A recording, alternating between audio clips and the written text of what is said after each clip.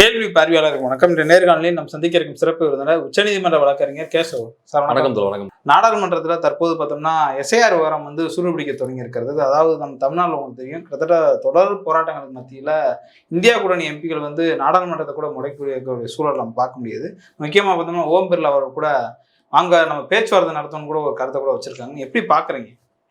இல்லை தோழர், இப்போ எப்படி சொல்கிறதுன்னா, எஸ்ஐஆர் என்பது தமிழ்நாட்டுக்கு மட்டும் இல்லை, இந்தியாவுக்கே அது பேராபத்து தான். இதான் நம்ம ஆரம்பம் சொல்லிட்டு இருக்கிறோம்.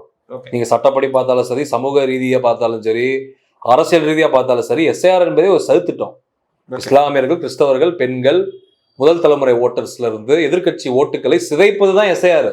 அவர்களை வாக்கு அந்த ஓட்டர் ரோல்ஸ் இருக்கு பாருங்க, வாக்கு சீட்டுகள்ல இருந்து எடுக்கிறது தான் எஸ்ஐஆர். அப்ப இந்த சதியை எதிர்த்து எதிர்கட்சிகள் பலமான போராட்டத்தை முன்னெடுக்கலை தான் உண்மை. நம்ம ஒத்துக்கிட்டு தான் ஆகணுது. இது காங்கிரஸா இருந்தாலும் சரி, தமிழ்நாட்டில் திமுக இருந்தாலும் சரி, எல்லா கட்சிகளுமே நான் சொல்றேன், இந்தியா கூட்டணி கட்சியினர் எதிர்கட்சிகள் பலமான போராட்டத்தை முன்னெடுக்கவே இல்லை. எனக்கே திமுக போராட்டத்துல எனக்கே சாட்டிஸ்ஃபைடு கிடையாது. இல்ல, நல்லா ஓரளவு நல்லா திரட்டிருந்தாங்க மக்களை திரட்டுறது பிரச்சனை இல்லை தோல. நீங்களே திரட்டுறீங்க, போராட்டம் பண்றீங்க, டப்புன்னு பார்த்தா வழிகாட்டுதல் சொல்றீங்க, இப்படி ஃபார்ம் ஃபில் பண்ணுங்க, அப்படி ஃபார்ம் ஃபில் பண்ணுங்க, இப்படி வீடியோஸ் போடுறீங்க, கைட்லைன் கொடுக்குறீங்க மக்களுக்கு. அது தப்புன்னு நான் சொல்றேன். இல்ல, அரசு சார்பா தானே சொல்ல முடியும். இல்ல தோழர், அரசு சார்பா தான் சொல்ல முடியும். எனக்கு புரியுது, திமுகவோட நிலைமை எனக்கு புரியுது, தமிழ்நாடு அரசுடைய நிலை எனக்கு புரியுது.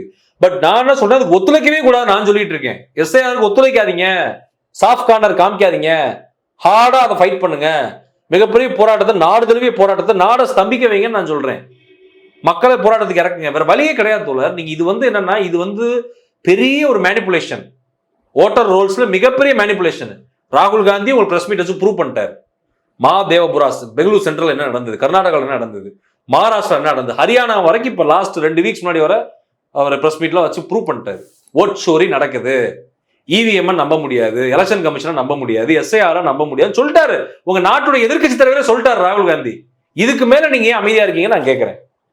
நீங்க இப்படியே விட்டீங்கன்னா நாடு நாசமா போயிடும், ஓட்டை திருடிடுவான், நாட்டையும் திருடிடுவான், எலெக்ஷனையும் திருடிடுவான். இப்ப என்ன ஜனநாயகத்தை, எங்க என்ன ஜனநாயகம்? அது ஏற்கனவே ஜனநாயகம் கிடையாது, இன்னும் பாதாள குழிக்கு உங்க எல்லாத்தையும் தள்ளி விட்டுருவாங்க தான் நான் சொல்லிட்டு இருக்கேன். இப்ப திமுகவுக்கே பாத்தீங்கன்னா கண்டிப்பா எனக்கு தெரியும், கள நிலவரப்படி 200க்கும் மேற்பட்ட தொகுதிகளை திமுக ஜெயிக்கும். இதுதான் கள நிலவரம். இதுதான் 2026 தமிழக சட்டமன்ற தேர்தல் ரிசல்ட். அதை மாற்றுக்கிறதே கிடையாது. திமுக ஆட்சி தான் திரும்ப அமைய போகுது. அதைத்தான் நம்மளும் விரும்புறோம். திமுக ஆட்சி தான் வரணும், முதல்வராக மு.க. ஸ்டாலின் அவர்கள் வரணும், துணை முதல்வராக உதயநிதி ஸ்டாலின் அவர்கள் வரணும்ன்றத நம்ம விருப்பம். நம்மள அதை ஆதரிக்கிறோம், நம்மள அதுதான் வேலை பார்க்கிறோம். ஓப்பனாவே நான் அதையும் ஒத்துக்கிறேன். ஆனா இன்னொரு விஷயம் நீங்க பாருங்க, நம்மளுடைய திட்டங்களுக்கும் நம்மளுடைய லட்சியங்களுக்கும் நம்ம இப்ப சொல்றோம் பாருங்க, ரிசல்ட் இப்படிதான் அமையும்னு, அதுக்கு ஆப்படிக்க தான் எஸ்ஐஆர் கொண்டு வரான், அதுக்கு வேட்டு வைக்க தான் எஸ்ஐஆர் கொண்டு வராது. நீங்க தயவுசெய்து நீங்க புரிஞ்சுக்கணும் தோழர், அதான் நுட்பமா நீங்க புரிஞ்சுக்கணும். அவ எஸ்ஐஆர் கொண்டு வரது திமுக ஆட்சி வரவிடாம தடுக்கணுன்றதுக்காக கொண்டு வரான். அதிமுக அதை ஆதரிக்குது, தமிழ்நாடு கூடிய எதிர்கட்சிகள் அதை ஆதரிக்குது. இன்னைக்கு எஸ்ஐஆர் எடுத்து போராடுறது யாரு? விசிக, தோழர் திருமாவளவன் அவர்கள், திமுக, கம்யூனிஸ்டுகள், சிபிஐ, சிபிஎம், அவ்வளவுதான். யார் போராடுறாங்க நீங்க சொல்லுங்க? எல்லாருமே எதிர்கட்சிகள். சீமான்ல இருந்து, நாம் தமிழர் கட்சியில இருந்து, தாவேகால இருந்து, நீங்க சும்மா ஃபார்மாலிட்டி ப்ரொடெஸ்ட் பண்றீங்க நீங்க மக்களை ஏமாத்துறதுக்கு. அதிமுக ஓப்பனா ஆதரிக்கிறாங்க, நாங்க சுப்ரீம் கோர்ட்ல போய் ஆதரிப்போம் அப்படின்றாரு ஜெயக்குமார், தெரியுங்களா இன்னைக்கு போன வாரம். அப்ப நான் என்ன சொல்றேன்னா, எஸ்ஐஆரே திமுக ஆப்படிக்கு தான் கொண்டு வரான். திராவிட ஆட்சி வரக்கூடாது, திராவிட மாடல் வரக்கூடாது, திராவிட கருத்தியல ஒழிக்கணும், அம்பேத்கர், பெரியார், மார்க்ஸ்னு பேசுறேன், ஓட்ட ஃபுல்லா தூக்கு, திமுக ஃபேவர் ஓட்ட தூக்கு, முஸ்லீம் கிறிஸ்டின் ஓட்ட தூக்கு, பட்டியல் சமூக ஓட்ட தூக்கு, பெண்கள் இளைஞர்கள் ஓட்ட தூக்கு, முதல் தலைமுறை ஓட்ட தூக்குன்னு இப்படிதான் பிளான் பண்றாங்க. அப்ப இது எவ்வளவு பெரிய ஆபத்து நீங்க யோசிப்பாரு.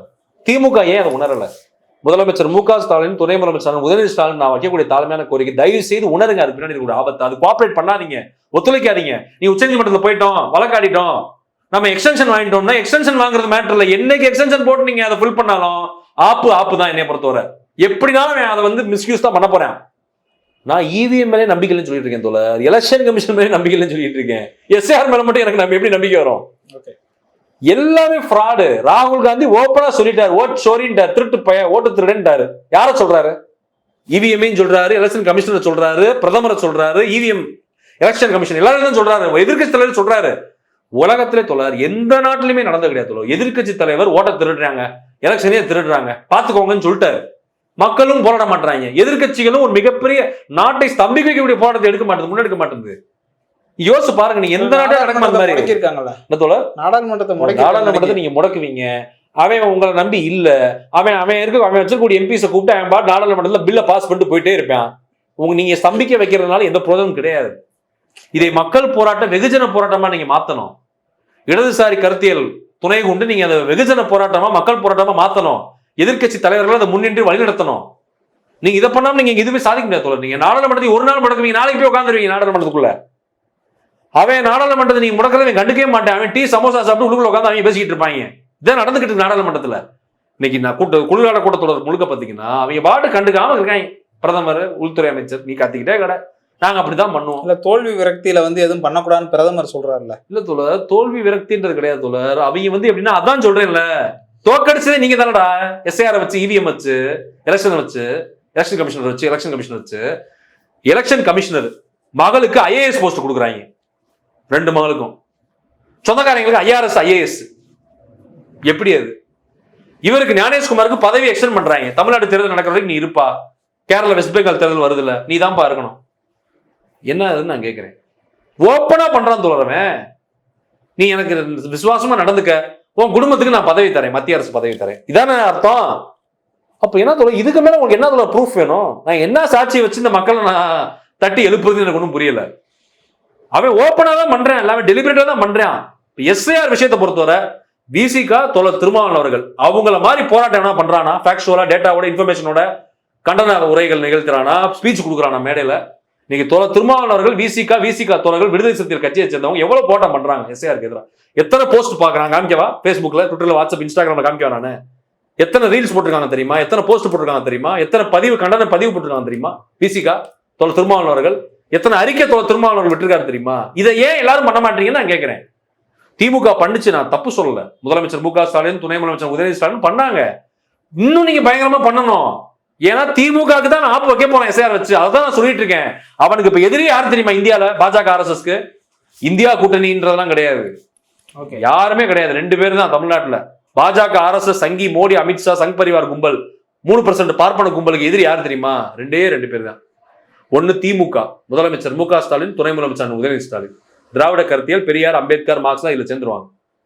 அடுத்து இன்னொன்னு விடுதலை சிறுத்தைகள் கட்சி, தோழர் திருமாவளவன் அவர்கள். சிபிஎம்லாம் அவன் பெருசா எடுத்துக்கல. இப்ப அவங்க செயலிழந்து போயிட்டாங்க, தேசிய கட்சி அந்தஸ்து இழந்துகிட்டு இருக்காங்க, அதிகமான எம்எல்ஏ எம்பிக்கள் கிடையாதுன்னு அவங்க சீரியஸா எடுத்துக்கல. ஆனா கம்யூனிஸ்ட் மேல உங்களுக்கு ஒரு பயம் இருக்கு, அவ்வளவு சீரியஸா இப்ப எடுத்துக்கிறது இல்ல. 2 பேரும் தான் சீரியஸா எடுத்துக்கிறான். விசிகா தோழர் திருமாவளவன் அவர்கள், விடுதலை சிறுத்தைகள் கட்சி தோழர்கள் தான் அவன் பயப்படுறான், சீரியஸா எடுத்துக்கிறேன். இன்னொன்னு திமுக, முதலமைச்சர் மு.க. ஸ்டாலின், துணை முதலமைச்சர் உதயநிதி ஸ்டாலின், திராவிட கருத்தியல், தந்தை பெரியார். இதைத்தான் பார்த்து அவன் பயப்படுறேன். அப்ப இவங்க தான் போராடுறாங்க, வேற எவனுமே போராட மாட்டீங்க. காங்கிரஸ் என்ன பண்ணிட்டீங்க நான் கேட்கிறேன். காங்கிரஸ் எங்க போராடுறீங்க நீங்க? நான் கேட்கிறேன், தமிழ்நாடு காங்கிரஸ் நான் கேட்கிறேன், எங்க நீங்க போராடுறீங்க? நீங்க இன்னும் பயங்கரமா போராடணும். ஒட்டுமொத்த இந்தியா கூட்டி நீங்க போராடணும். தோழர் இது பேராபத் தோழர். நீங்க ஃபில் பண்ணி எக்ஸ்டென்ஷன் வாங்கி நீங்க இந்த ஒரு மாசம் கூட எக்ஸ்டென்ஷன் வாங்கி ஃபில் பண்ணுங்க. அவன் ஆப்பு தான் அடிக்க போறான் வச்சு எஸ்ஆர் வச்சு. அதான் நான் ஓப்பனா சொல்றேன். நான் அவன் ஓப்பனா திருடுவான் தோழர், திருடி சொல்லுவான் தோழர். தொகுதியில் ஜெயிப்பான் தோழர். 40 தொகுதி 50 தொகுதி ஜெயிப்பான் பாஜக. இனி ஒரு 100 தொகுதியோடு அதிமுக ஜெயிப்பாங்க. ஃப்ராடு பண்ணி சொல்றேன். ஏங்க நாங்க மெரிட்லாங்க எலெக்ஷன் நடந்துட்டு இருக்குது. நாங்க ஜெயிக்க தான், நாங்க போராட்டம் 2ஆம் இடத்துல 3ஆம் இடத்துல இருந்தோம். இப்போ வந்துட்டோம், வின் பண்ணிட்டோம். அதுக்கு என்ன அப்படின்னு இப்ப நீங்க என்ன பண்ணுங்க? நீங்க எஸ்ஐஆர்ல நீங்க விழித்துக் கொள்ளனா தேர்தல் படுதோல்வி அடைஞ்சா கேள்வியே கேட்க முடியாது. எத்தனை பண்ணிக்கிட்டு இருக்கேன்? பீகார் பண்றேன், மகாராஷ்டிரால பண்றேன், கர்நாடகால பண்றேன், ஹரியானால பண்றான், எல்லா ஸ்டேட்லயுமே பண்றான். அவன் அங்க ட்ரையல் பார்த்துட்டான். திருடி ருசி கண்ட பூனை சும்மா இருக்காது, திருடிக்கிட்டே தான் இருக்கும்.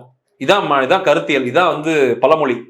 அதுதான் பாஜக அரசு அப்ளை ஆகும். அவன் ட்ரையல் பார்த்துட்டான். பீகார்ல திருட்டுத்தனம் பண்ணி, ஃப்ராடுத்தனம் பண்ணி, இவிஎம், இசிஐ, எலெக்ஷன் கமிஷனர் எல்லாத்தையும் வச்சு திருடிட்டான். எஸ்ஆர் வச்சு தான் பீகார்ல ஜெயிச்சாங்க.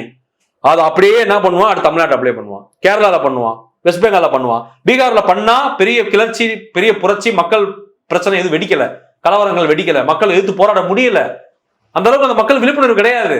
தமிழ்நாட்டுல விழிப்புணர்வு இருக்கு. அப்ப ஏன் நீங்க அமைதியா இருக்கீங்க? அப்ப அவன் பார்த்தான் பீகார்ல, இப்ப அடுத்து தமிழ்நாடு ட்ரை பண்ண போறேன். இப்ப அதான் நடக்க போகுது. 2026 தேர்தல் என்பது வாழ்வாசவா போராட்டம். பாஜக ஆர்எஸ்எஸ் தமிழ்நாட்டுல ஆட்சிக்கு அதிகாரத்துக்கு வந்துட்டான்னு வச்சுக்கோங்க, அதிமுக முடிவுல ஏறி வந்துட்டான்னா தமிழ்நாட்டை யாராலையும் காப்பாற்ற முடியாது, அழிச்சிருவான் தமிழ்நாட்டை. எழுதி வச்சுக்கோங்க. என்னோட தாழ்மையான கோரிக்கை, எஸ்ஐஆருக்கு எதிராக போராட வேண்டும்.